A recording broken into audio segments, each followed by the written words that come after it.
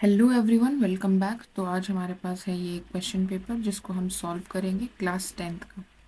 ठीक है, सबसे पहला क्वेश्चन क्या कह रहा है कि द एलसीएम ऑफ 960 एंड 240। हमें क्या निकालना है? एलसीएम निकालना है। कैसे निकाल सकते हैं? प्राइम फैक्टराइजेशन यूज कर सकते हैं। बाकी यहाँ पर हमें डायरेक्टली क्या दिख रहा है कि 24 फोर सा क्या होता है? 96 होता है। तो 240 को जब हम 4 से मल्टीप्लाई करेंगे तो क्या आ जाएगा? 960 आ जाएगा। तो एलसीएम क्या होता है? Least common multiple. तो 960 is divided by 960, 960 is divided by 240, सो 960 इसका क्या आ जाएगा? लीस्ट कॉमन मल्टीपल आ जाएगा। वैसे क्या करेंगे हम? इसका प्राइम फैक्टराइजेशन करेंगे। 2 4 जा 8 हो जाएगा, 2 8 16 हो जाएगा, 0 2 2 4 0 2 1 2 0 2 6 0 2 3 0 2 1 5 3 5 एंड 5 1। ठीक है, so 1 2 3 4 5 6 2 raise to power 6 into 3 into 5 आ जाएगा।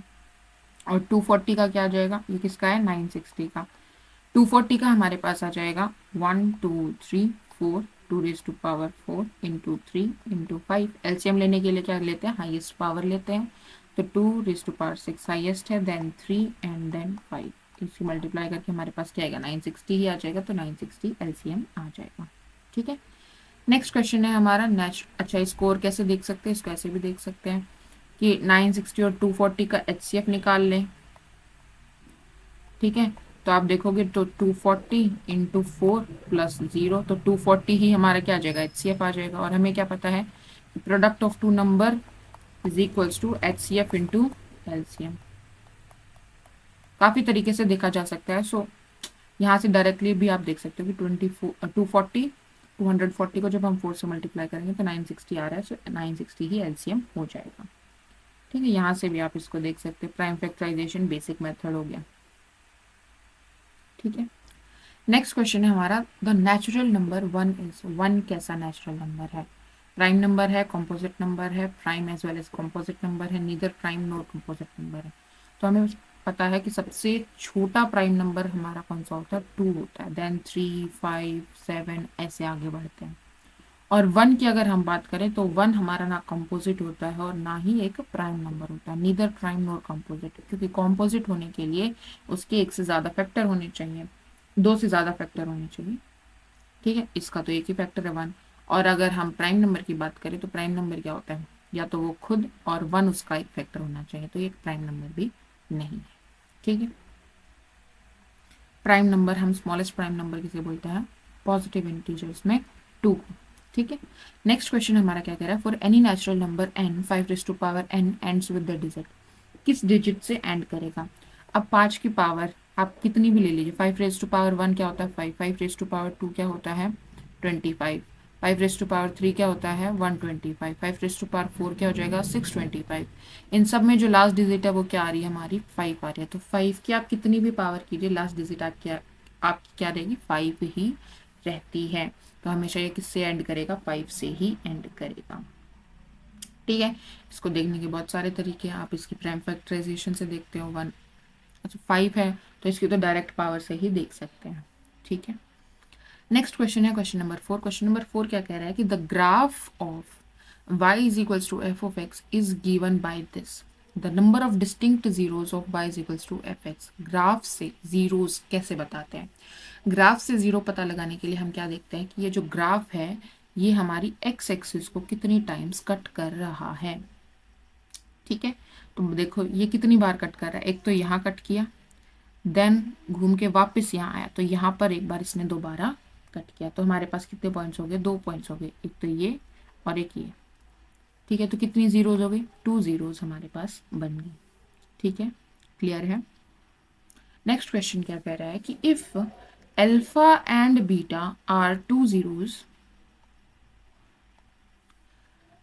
Of a polynomial f of x, और हमें बताना है एफ ऑफ एक्स हमें गिवन है, हमें बताना है कि p की वैल्यू क्या होगी अगर alpha plus beta is equals to alpha beta given है तो। ठीक है, तो हम सबसे पहले देख लेते हैं। ये इसकी जीरोज गिवन है, तो जीरोज और कोएफिशिएंट में हमारे पास क्या रिलेशन होता है? जीरोज और कोएफिशिएंट में हमारे पास ये रिलेशन होता है कि जीरोज का जो सम होता है वो किसके बराबर होता है? माइनस बी बाय ए। सो यहाँ पर क्या है, बी क्या है, एक्स का कोएफिशिएंट, यानी -2 का माइनस लगाएंगे तो क्या आ जाएगा 2 बाय ए। ए यहाँ पर क्या है, पी। ए क्या है, p coefficient of x square. B क्या है, -2 कोएफिशिएंट ऑफ एक्स। और सी क्या है, कांस्टेंट टर्म क्या है हमारे पास 3p। ठीक है। Alpha plus beta some of zeros क्या होता है, -b बाई ए। सो क्या हो जाएगा 2/p। अल्फा बीटा क्या होता है, अल्फा बीटा हो गया हमारा c बाय ए। तो c क्या है 3p बाय p। सो p से p कैंसिल, क्या आ गया 3। हमें क्या दिया है कि अल्फा प्लस बीटा जो है वो अल्फा बीटा के बराबर है। इसका मतलब क्या है कि 2/p किसके इक्वल है, 3 के इक्वल है। तो यहाँ से p की वैल्यू क्या आ जाएगी 2/3। क्लियर है। ओके। नेक्स्ट क्वेश्चन हमारा क्या कह रहा है, if the pair of linear equation a1x plus b1y plus c1 is equals to 0 and a2x plus b2y plus c2 is equals to 0 is consistent। consistent का क्या मतलब है, उसके पास solution है। solution है इसका मतलब solution होने के बाद हमारे पास क्या दो choices आती है, एक तो कि वो उसके पास unique solution हो, दूसरा infinite solution हो। ठीक है। कौन सी पॉसिबिलिटी यहाँ से कैंसिल हो गई कि ये दोनों लाइन पैरेलल नहीं हो सकती, क्योंकि पैरेलल के केस में हमारा सिस्टम क्या हो जाता है, इनकंसिस्टेंट हो जाता है। ठीक है। अब फिर इसने बोला कंसिस्टेंट है, फिर इसने बोला डिपेंडेंट है। डिपेंडेंट का क्या मतलब है कि आप a2 इसको इसका कुछ कांस्टेंट मल्टीपल की टर्म्स में लिख सकते हैं। ठीक है। तो जब आप ऐसा लिख सकते हैं तो इसका क्या मतलब हो गया, इसका मतलब यही हो गया कि ये जो है ये कैसी बन जाएगी, इनफाइनाइट सॉल्यूशन वाला केस आपका बन जाएगा। इनफाइनाइट सॉल्यूशन का केस बन जाएगा मतलब कि सारी रेशियोज आपकी क्या कैसी हो जाएंगी, a1 जो है a1/a2 जो है वो इक्वल हो जाएगी b1/b2 के, जो नॉट इक्वल होगी c1/c2। नहीं, उल्टा बोल दिया। डिपेंडेंट है ना, तो ये इसका k टाइम्स हो जाएगा, तो सारी रेशियोज क्या हो जाएंगी, इक्वल हो जाएंगी। ठीक है। ठीक है, क्लियर है। डिपेंडेंट का क्या मतलब हुआ कि हम एक इक्वेशन को दूसरी इक्वेशन का कांस्टेंट मल्टीपल लिख सकते हैं। तो जब ऐसा हो गया सो a2 बाय, ठीक है, देखो ऐसा देख सकते हैं, इसको पूरा लिखते हैं। मैं क्या बोल रही हूँ कि मैं लिख रही हूँ a2x plus b2y plus c2 equals to 0 को मैं लिख रही हूँ k times a1x plus b1y plus c1 equals to 0। इसका क्या मतलब हुआ कि a2x किसके बराबर प्लस b2y प्लस c2 किसके बराबर हो जाएगा, ka1x। और फिर हम क्या करेंगे, कोएफिशिएंट कंपेयर करेंगे। तो a2 किसके बराबर हो जाएगा, ka1 के बराबर हो जाएगा। तो a2/a1 क्या आ जाएगा, कांस्टेंट आ जाएगा। ऐसे ही आप b2/b1 करोगे वो भी k आ जाएगा, c2/c1 करोगे वो भी k आ जाएगा। सारी रेशियोज क्या आ जाएंगी, इक्वल हो जाएंगी। डिपेंडेंट का मतलब क्लियर है कि एक इक्वेशन दूसरे की क्या होगी, कांस्टेंट मल्टीपल होगी। ठीक है। बाकी आपने याद भी किया होगा, या क्या आपने याद किया है कि अगर यूनिक सोल्यूशन, इसका मतलब क्या है, जो x का कोएफिशिएंट लेंगे x1 मतलब a1/a2 जो है वही नॉट इक्वल आ जाएगा b1/b2 के। अगर ऐसा है तो हमारे पास क्या होता है, यूनिक सोल्यूशन। अगर a1/a2 जो है वो b1/b2 के बराबर आ जाता है लेकिन c1/c2 के बराबर नहीं आता, तो हमारे पास क्या होता है, सिस्टम इनकंसिस्टेंट हो जाता है। और इस केस में हमारे पास क्या आता है, इनफाइनाइट सोल्यूशन, कोइंसिडेंट लाइन हो जाती है। ठीक है। नेक्स्ट क्वेश्चन हमारा क्या कह रहा है, which of the following sequences not an AP. इनमें से कौन सी सीक्वेंस जो है वो एपी नहीं है। ठीक है। तो एपी क्या बोलती है, एपी बोलती है कि हम एक कॉमन डिफरेंस ऐड कर रहे हैं टर्म्स में। ठीक है। तो यहाँ से यहाँ जाने के लिए हमने क्या ऐड किया, हम 2 से कहाँ चले गए, 2.5 पे चले गए, 0.5 ऐड किया। फिर हमने 0.5 अगेन ऐड किया, 2.5 में 0.5 ऐड करेंगे तो 3 आ जाएगा। 3 में 0.5 ऐड करेंगे तो हमारे पास क्या आ जाएगा, 3.5 आ जाएगा। सो यहाँ पर कॉमन डिफरेंस हमारा क्या आ रहा है, 0.5 का, 1/2 का। ठीक है। यहाँ पे आप देखिए, अब हम क्या कर रहे हैं, -2 कर रहे हैं। ठीक है। सो -1.2 -2 क्या हो जाएगा, -3.2। फिर -2 किया तो क्या हो जाएगा, -5.2। फिर -2 किया तो -7.2। तो ये भी क्या हो जाएगा, कॉमन डिफरेंस यहाँ पर क्या हो जाएगा, -2 एपी हो जाएगा। ये भी एपी हो जाएगा, ये भी एपी हो जाएगा। यहाँ पर हम क्या कर रहे हैं, अच्छा तो हम क्या कर रहे हैं, √8 - √2 और एक तरफ है हमारा √18 माइनस √8। हमें देखना है कि ये दोनों इक्वल वैल्यू हैं या नहीं है। तो क्या कर सकते हैं हम, 18 को मैं क्या लिख सकती हूँ, 9 इंटू 2 लिख सकती हूँ। तो 9 इसका स्क्वायर रूट, सो 9 का स्क्वायर रूट 3 बाहर आ जाएगा, तो ये बन जाएगा 3√2 माइनस √8 को क्या लिख सकती हूँ, 2√2 लिख सकती हूँ। तो ये क्या हो जाएगा, 3√2 माइनस 2√2, यानी ये आ गया √2।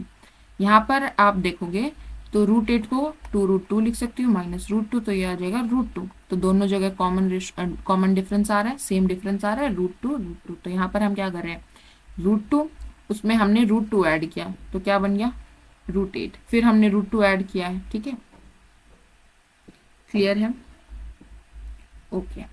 नेक्स्ट, ये मतलब ये भी हमारे पास क्या बन गई, AP बन गई। अब D देखते हैं, इसमें क्या कर रहे हैं, 1 का स्क्वायर, देन 3 का स्क्वायर, देन 5 का स्क्वायर, देन 7 का स्क्वायर। वैल्यूज का आएंगी, क्या बनेगी, 1, 9, 25, 49। तो क्या इसमें कॉमन डिफरेंस है, 9 में से 1 गया तो क्या आ रहा है डिफरेंस, 8। 25 माइनस 9 हमारा डिफरेंस आ रहा है 14, 14 न 16। ठीक है, तो क्या आ रहा है, डिफरेंस सेम नहीं आ रहा है, तो ये हमारी AP नहीं है। सो D इसका आंसर बन जाएगा। ठीक है, क्लियर है। नेक्स्ट क्वेश्चन है हमारा बेस्ड ऑन ट्राइंगल्स। क्या लिखा है, in a triangle ABC and PQR हमें दिया है कि एंगल A एंगल Q के बराबर है, एंगल A एंगल Q के बराबर है, और एंगल B एंगल R के बराबर है। ठीक है, तो हमने ये बनाया ABC, और इसके सिमिलर हमने दूसरी ट्राइंगल बनाई PQR। एंगल A किसके बराबर है, Q के, तो मैं यहाँ Q लिख लेती हूँ। एंगल B किसके बराबर है, एंगल R के, तो यहाँ R, और ये C जो है वो किसके बराबर हो जाएगा, P के बराबर हो जाएगा। तो हमें बताना है कि AB बाय AC यानी ये वाली साइड किसके बराबर होगी, ये होगी QR बाय QP के बराबर होगी, QR बाय QP। ठीक है, सी क्यों, क्योंकि सिमिलर ट्राइंगल, क्यों आए सिमिलर, देखो एंगल क्राइटेरिया से एंगल A एंगल Q के बराबर दिया है। ठीक है, और एंगल B हमारा एंगल R के बराबर दिया है। ठीक है, सो एंगल क्राइटेरिया से जो ABC है वो किसके सिमिलर होगी, ABC ट्राइंगल जो है वो सिमिलर हो जाएगी ट्राइंगल QRP के। ठीक है, सिमिलर होते ही हमारे पास क्या आ जाएगा कि जो इसकी साइड्स हैं उनकी रेशियोज क्या होगी, वो इक्वल होंगी। तो यानी AB by QR, AB by QR किसके बराबर आ जाएगा, BC बाय RP किसके बराबर आ जाएगा, AC बाय QP। ठीक है, हमें पूछा है AB बाय AC, तो हम ये वाला और ये वाला ले लेते हैं। तो हमारे पास है AB बाय QR किसके बराबर है, AC बाय QP के। तो AC को नीचे ले जाओ, QR को उधर ले जाओ, क्रॉस मल्टीप्लाई, तो AB AC किसके बराबर आ जाएगा, QR अपॉन QP के बराबर आ जाएगा। क्लियर है कॉन्सेप्ट, ठीक है, आगे बढ़ते हैं। नेक्स्ट क्वेश्चन हमें कह रहा है the distance of the point A 4A, 3A from X axis. अच्छा, जब हम कोई भी पॉइंट लिखते हैं किसमें, कार्टेशियन प्लेन पर, तो सपोज हमारे पास ये कार्टेशियन प्लेन है, मैंने ये पॉइंट लिखा है, तो जो फर्स्ट चीज हम लिखते हैं वो हम क्या लिखते हैं, जितना हम X एक्सिस पर डिस्टेंस चले हैं। ठीक है, यहाँ पर जो सेकंड होता है वो हम क्या लिखते हैं, जितना हम Y एक्सिस पर डिस्टेंस चले हैं। इसने पूछा कि X एक्सिस से इस पॉइंट का कितना डिस्टेंस होगा। हम हमेशा परपेंडिकुलर डिस्टेंस लेके चलते हैं। अगर हमें नहीं दिया है कि किस डायरेक्शन में डिस्टेंस लेना है, तो हम परपेंडिकुलर डिस्टेंस लेके चलते हैं, शॉर्टेस्ट डिस्टेंस। ठीक है, तो कितना हो जाएगा, X एक्सिस का है, यहाँ पर है, तो यहाँ से इस पॉइंट का डिस्टेंस कितना होगा, जितना हम Y पर चले उतना ही ऊपर गए ना, हम X एक्सिस से उतना ही दूर गए, तो Y पर चले वो कहाँ से पता चलेगा, इसके ऑर्डिनेट से पता चलेगा, ऑर्डिनेट से पता चलेगा, सेकंड कंपोनेंट से पता चलेगा। तो इसका डिस्टेंस X एक्सिस से कितना हो जाएगा, 3A हो जाएगा। यही अगर पूछता कि Y एक्सिस से कितना होगा, अगर Y एक्सिस से निकालना पड़ता तो कितना होता, Y एक्सिस से मान इससे हम कितनी दूर गए, हम जितना X एक्सिस पर चले उतनी दूर गए, यानी कि हम कितनी दूर गए, 4A दूर जाते, अगर ये Y एक्सिस से डिस्टेंस पूछता। यही अगर ये ओरिजिन से डिस्टेंस पूछ लेता, ओरिजिन यानी 0 0 0 0 से कितना डिस्टेंस है, अगर ये यहां से डिस्टेंस पूछ लेता तो हमें ये निकालना पड़ता। ये कैसे निकालोगे आप, पाइथागोरस लगाओगे, कहाँ लगाओगे, इसमें लगाओगे। ये हमें पता है कितनी है, कितना चला एक्स एक्सिस पर 4a, ये हमें पता है 3a, वाई एक्सिस पर कितना चला है 3a, तो ये कैसे निकलेगा, पाइथागोरस से निकल जाएगा। 16a² प्लस 9a² का स्क्वायर रूट, सो 25a² का स्क्वायर रूट यानी 5a आ जाता। ठीक है, क्लियर है। यहाँ पर किससे पूछा था, एक्स एक्सिस से पूछा था, तो एक्स एक्सिस से कितना डिस्टेंस है 3a है ना, वाई एक्सिस से कितना डिस्टेंस है इस पॉइंट का 4a है, ओरिजिन से कितना है 5a है। क्लियर है चीज, ओके आगे बढ़ते हैं। नेक्स्ट क्वेश्चन हमारा कह रहा है if cos a is equals to 4/5, cos हमें दिया है 4/5, then the value of 10a क्या होगी। ठीक है, कैसे निकालोगे, तो ये हमारे पास क्या है, साइन की वैल्यू कैसे निकाल सकते हैं, दो तरीके से निकाल सकते हैं। एक तो आप ट्राइंगल के मेथड से जा सकते हो। ठीक है, कैसे, देखो यहाँ पर हम अगर a कंसीडर कर लें, यहाँ पर कोस a क्या हो जाएगा, ए बी सी, कोस हो जाएगा बेस बाय हाइपोटेन्यूज, यानी ए बी अपॉन ए सी की रेशियो हो जाएगी, कितनी है 4/5, यानी ए बी को मैं क्या लिख सकती हूँ 4k लिख सकती हूँ और ए सी को मैं लिख सकती हूँ 5k। ठीक है, अगर ये 4k है और ये 5k तो ये कितना हो जाएगा 3k। पाइथागोरस ट्रिपलेट आपको ध्यान भी हो गया होगा, निकाल भी सकते हैं, कैसे निकालेंगे, पाइथागोरस थ्योरम से। जो 5k का स्क्वायर है वो किसके बराबर आ जाएगा, 5k का स्क्वायर किसके बराबर आ जाएगा, 4k² minus BC² plus BC²। ठीक है, और BC² की वैल्यू निकालनी है, तो हम क्या करेंगे 5k² माइनस 4k² और इसका क्या कर देंगे स्क्वायर रूट कर देंगे, तो हमारे पास BC की वैल्यू आ जाएगी। ये हो जाएगा 25k², ये हो जाएगा 16k²। 25k² में से 16k² माइनस करेंगे तो आ गया 9k², स्क्वायर रूट करेंगे तो आ गया 3k। ठीक है, क्लियर है 3k कैसे आया। अब हमने 3k निकाल लिया है, तो हमें क्या निकालना है, tan a निकालना है, तो tan a is the ratio of perpendicular to the base, यानी कि BC बाय AB। BC क्या है 3k, AB क्या है 4k, तो ये आ जाएगा 3/4। क्लियर है, ठीक है।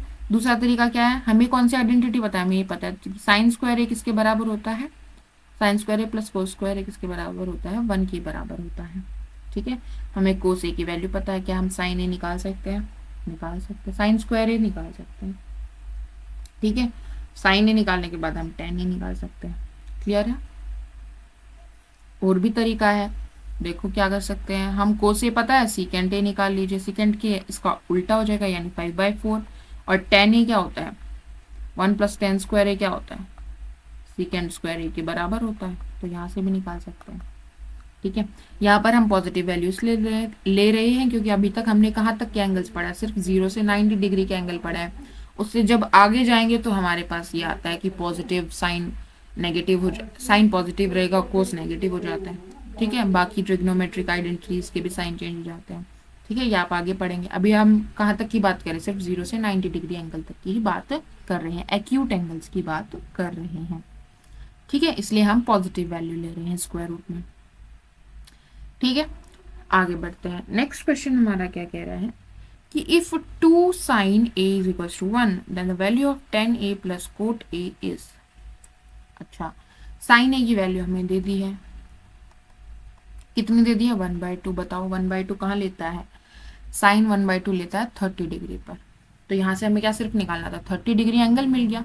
अब बता दो tan 30 क्या होता है, tan 30 होता है 1/√3, cot 30 क्या होता है √3, तो क्या वैल्यू आ जाएगी 1 + 3/√3, यानी कि 3 + 1 4/√3 आ जाएगा, बी आंसर आ जाएगा। क्लियर है, आगे बढ़ते हैं। नेक्स्ट क्वेश्चन क्या कह रहा है, from a point on the ground which is 60 metre away from the foot of a vertical tower. तो हमारे पास पहले वर्टिकल टावर है, उससे हम 60 मीटर की दूरी पर खड़े हैं। यहां से the angle of elevation to the top of the tower, ये हमें गिवन है कितना 45 डिग्री। ठीक है, the height of the tower, tower की हाइट कितनी होगी। अब अगर ये मतलब हमें ये निकालनी है, ये कितनी होगी, ये हमें क्या गिवन है 45 डिग्री, तो हम इसको और इसको कैसे रिलेट कर सकते हैं, इसका परपेंडिकुलर और इसका बेस कैसे रिलेटेड होगा, tan से कर सकते हैं, cot से कर सकते हैं, एज यू विश। तो tan से करेंगे तो tan 45 डिग्री किसके बराबर हो जाएगा, ये हाइट h से लिख लेते हैं बाय बेस यानी 60। तो हाइट कैसे हो जाएगी, tan 45 की वैल्यू क्या होता है 1, किसके बराबर आ गया h बाय 60। तो क्रॉस मल्टीप्लाई करेंगे तो h किसके बराबर आ जाएगा 60। तो हाइट कितनी होगी टावर की 60 मीटर ही होगी। क्लियर है। नेक्स्ट क्वेश्चन क्या कह रहा है, in a given figure PA and PB are tangent to the circle centered at O. If OAB is 15 degree, then APB कितना होगा। ये हमें दिया है 15 डिग्री। तो अगर मैं इसको ज्वाइन कर दूं ये रेडियस, तो ये रेडियस सर्कल की रेडियस तो सेम रहेगी, ये भी आर है ये भी आर है। तो इस ट्राइंगल, ये ट्राइंगल क्या हो गया, आइसोसेलेस ट्राइंगल हो गया। ये कितना हो गया, ये 15 डिग्री ही हो जाएगा। अब इसमें जो ए बी ओ ट्राइंगल, इसमें हम क्या लगा सकते हैं, एंगल सम प्रॉपर्टी लगा सकते हैं। उससे हमें क्या मिल जाएगा, एंगल ए ओ बी कितना आ जाएगा 180 माइनस 30 डिग्री यानी कि 150 डिग्री आ जाएगा। और हमें क्या पता है कि ये जो क्वाड्रिलेटरल है इसमें ये एंगल और ये एंगल ये क्या होते हैं, आपस में क्या होते हैं, सप्लीमेंट्री होते हैं। 180 डिग्री होगा इनका सम, तो ये एंगल कितना आ जाएगा 30 डिग्री आ जाएगा, क्योंकि ये एंगल हमारा कितना है 150। ठीक है, तो ये एंगल क्या हो जाएगा 180 माइनस 150 यानी कि 30 डिग्री। क्लियर है। ओके, आगे बढ़ते हैं। नेक्स्ट क्वेश्चन हमारा कह रहा है question number 40, in a given figure PA and PB are tangents to a circle centered at O. If angle AOB is 130 degree, then angle APB क्या होंगे आपस में सप्लीमेंट्री, क्योंकि क्वाड्रिलेटरल के सभी एंगल्स का सम क्या होता है 90 डिग्री। और जिस पॉइंट पर ये टेंजेंट हम बना रहे हैं, इस पॉइंट पर जब हम रेडियस देखेंगे तो ये क्या होते हैं 90 डिग्री होते हैं। क्वाड्रिलेटरल के सभी एंगल का सम 360 डिग्री। तो ये 90 ये 90 180 180 प्लस 130 कितना हो जाएगा 310। ठीक है, तो ये कितना आ गया 50 डिग्री। क्लियर है। सिंपली हम यहाँ से भी देख सकते हैं कि ये दोनों का सम क्या होना चाहिए 180 होना चाहिए। तो यहाँ से हमारे पास एंगल ए पी बी क्या आ जाएगा 50 डिग्री। क्लियर है। आगे बढ़ते हैं।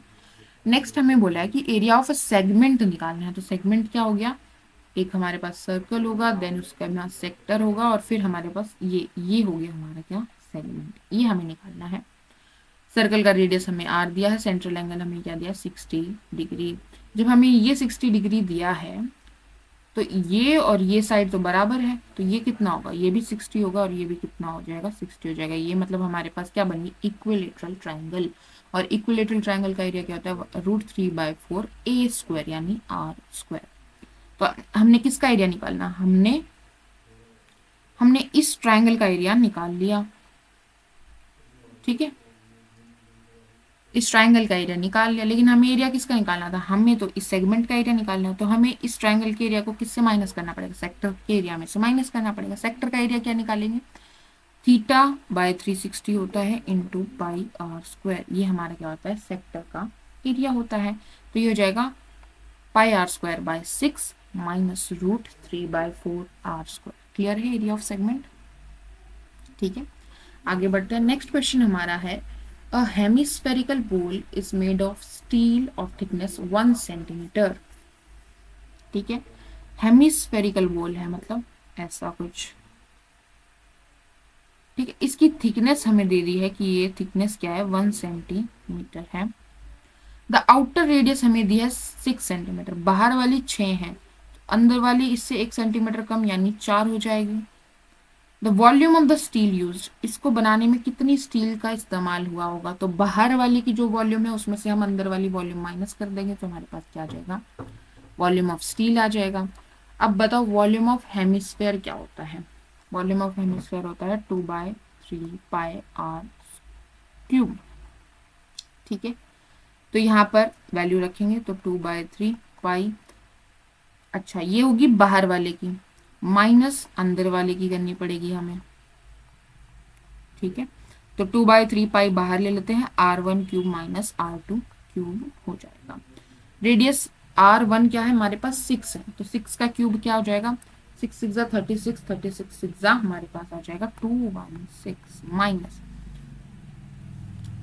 अंदर वाली रेडियस कितनी हो जाएगी, 1 सेंटीमीटर की थिकनेस है तो अंदर वाली रेडियस हमारी 5 सेंटीमीटर हो जाएगी, तो 5 का क्यूब क्या हो जाएगा 125। ठीक है, 16 में से 5 गए 6 9, 6 में से 5 गया 1, और यहाँ पे आ गया 11 में से 2 गए 9। ठीक है, 91, यहाँ की वैल्यू आ गई 91। सो है 2/3 इंटू 91 पाई, मल्टीप्लाई करेंगे तो आ गया 182/3 पाई। क्लियर है, आंसर बी आ जाएगा। समझ गए। नेक्स्ट हमें क्या दिया है, the mean and median of a frequency distribution हमें दिया है और हमें मोड निकालना है, तो यहाँ पर हम डायरेक्टली एम्पेरिकल फॉर्मूला यूज कर लेंगे। एम्पेरिकल फॉर्मूला क्या कहता है कि mode is equals to 3 median minus 2 mean. हमें क्या क्या दिया है, हमें मीन दिया है और हमें मीडियन दिया है, हमें मोड निकालना है, तो वैल्यू रख देंगे 3 टाइम्स मीडियन यानी 43.4 माइनस 2 टाइम्स मीन यानी कि 43। ठीक है, 3 चौक 12, 3 3 9 और 1 10, 3 चौक 12 और 1 13 हो जाएगा, माइनस 2 3 6 2 चौक 8 हो जाएगा, तो ये आ जाएगा 0.2, 10 माइनस 6 4 हो जाएगा, और 12 में से 4 गए, 12 में से 8 गए 4 हो जाएगा, 44.2 हमारे पास आंसर आ जाएगा। मैंने गलत लिखा ना, 10 में से 8 गए 2 हो जाएगा, 42.4 है। एक मिनट, 4 3 चौक 12, 3 3 और 1 10, 3 चौक 12 और 1 13, 2 3 6 2 चौक 8, 0.2, 10 में से 8 4 ही तो आएगा, 44.2। क्लियर है, आगे बढ़ते हैं। नेक्स्ट क्वेश्चन क्या कह रहा है, the probability for randomly selected numbers out of 1 2 3 4 to 25 to be a composite number. इसमें से कॉम्पोजिट नंबर सेलेक्ट करने की क्या प्रोबेबिलिटी है, तो टोटल हमारे पास कितने नंबर है 25, इसमें से कॉम्पोजिट कितने हैं ये आपको निकालना है, तो हम प्राइम्स लिख लेते हैं। अब जो 1 है वो ना प्राइम में काउंट होगा ना कॉम्पोजिट में काउंट होगा, तो कॉम्पोजिट में भी काउंट नहीं होगा, तो 1 भी हम इसमें रख लेते हैं। ठीक है, ये प्राइम भी नहीं है बट ये कॉम्पोजिट भी नहीं है। ठीक है, अब प्राइम लिखते हैं। पहला प्राइम आ गया 2, फिर 3, फिर 5, फिर 7, देन हमारे पास 8 9 10 11, देन हमारे पास 13, देन आ गया हमारे पास 17 19 21 23 आ गया। ठीक है, ये आ गए, तो 2 2 4 2 6 7 8 9 और 1 10, तो 10 हमें माइनस करने पड़ेंगे कितने में से, 25 में से कितने बच गए, 15 बच गए, तो 15 पॉसिबिलिटी हो सकती है, तो 15/25 हमारे पास क्या हो सकती है, प्रोबेबिलिटी बन जाएगी किसकी, एक कॉम्पोजिट नंबर सेलेक्ट करने की। ठीक है, आगे बढ़ते हैं। नेक्स्ट क्वेश्चन है हमारा असर्शन और रीजनिंग पर बेस्ड क्वेश्चन। क्या कह रहा है कि the surface area of the cuboid formed by joining 2 cubes, 2 cubes join करने से जो क्यूबॉइड बन रहा है उसके सरफेस एरिया की बात की गई है, और क्यूब की साइड क्या है 4 सेंटीमीटर, तो हमारे पास एक क्यूब ये है और इसके साथ हमने एक क्यूब और जोड़ दिया है। ठीक है, तो क्या बदलाव होगा, हमारे पास ये बदल जाएगी, ये 8 हो जाएगी, ये 4 रहेगी, और ये पीछे जाने वाली भी कितनी रहेगी, 4 ही रहेगी। ठीक है, तो सरफेस एरिया क्या होता है क्यूबॉइड का, 2 इंटू लेंथ इंटू ब्रेथ, 8 चौक 32, प्लस ब्रेथ इंटू हाइट, 8 चौक 32, 4 चौक 16, लेंथ इंटू हाइट। ठीक है, तो हो जाएगा 32 और 32 64, 64 और 16 हमारे पास आ जाएगा 80। ठीक है, तो ये 160 हो जाएगा, ये बिल्कुल ठीक लिखा है। रीजन क्या लिखा है, the surface area of the cuboid of the dimension LBH is, ये होता है क्या, नो ये नहीं होता है, हमारे पास 2 भी मल्टीप्लाई करना पड़ता है। क्यों करना पड़ा, क्योंकि लेंथ इंटू ब्रेथ नीचे वाला देगा, ऊपर भी तो है, टॉप सरफेस भी तो है, ब्रेथ इंटू हाइट हमें, ब्रेथ इंटू हाइट हमें क्या देगी, एक साइड देगी, दूसरी साइड भी है, हाइट इंटू लेंथ हमें क्या देगी, हमें जो सामने वाला पार्ट है वो फ्रंट दे देंगे, बैक भी तो है, तो हमें 2 से मल्टीप्लाई करना पड़ता है सरफेस एरिया निकालने के लिए। ठीक है, तो ये रीजन गलत है, स्टेटमेंट ही गलत है। सेकंड हमें क्या कह रहे हैं, असर्शन हमें 20th क्वेश्चन में हमें असर्शन दिया है कि the mean of first n natural number is this. Mean निकालने के लिए हमें क्या करना पड़ेगा, सारे n नेचुरल नंबर्स का सम चाहिए और फिर हम उसको n से डिवाइड कर देंगे तो हमारे पास क्या आ जाएगा, मीन आ जाएगा। n नेचुरल नंबर्स का सम क्या होता है, 1 2, 2 नेचुरल नंबर्स का सम कितना आ गया, 3 आ गया। 3 नेचुरल नंबर्स का सम कितना आ जाएगा, 3 तो 5 और 1 6 आ जाएगा। 4 नेचुरल नंबर्स का सम कितना आ जाएगा, 3 + 4, सो या 5 और 5 10, 10 आ गया। ठीक है, ओके। क्या अगर मैं 2 नेचुरल नंबर लूं, मतलब n की वैल्यू 2 लूं, तो ये आ गया सम, इसको मैं अगर 2 से डिवाइड कर दूं तो मेरे पास क्या आ जाएगा, मीन आ जाएगा। कितना आ रहा है, 1.5 आ रहा है। और यहाँ पर जब मैं n की वैल्यू 2 रखूंगी तो 2 - 1/2 यानी क्या आ रहा है, 1/2 यानी कि 0.5 आ रहा है। तो ये दोनों तो सेटिस्फाई नहीं कर रहे, तो बेसिकली ये गलत दिया, असर्शन इसका गलत है। और इसका दूसरा तरीका क्या है कि हमें एक फॉर्मूला आता है जो आप कैसे निकाल सकते हो, कहाँ से निकालोगे, AP से निकाल सकते हैं। देखो, पहला नेचुरल नंबर 1 है, हमें कितने का सम चाहिए, n नेचुरल नंबर्स का सम चाहिए, तो n/2 इंटू 2 ऑफ a यानी 2 प्लस n-1, डिफरेंस कितना होगा, पहला दूसरा नेचुरल नंबर 2, तो एक ही का डिफरेंस है। तीसरा नेचुरल नंबर 3, तो 3 - 2 1 का डिफरेंस है, तो d यहाँ पर क्या हो जाएगा, 1 हो जाएगा।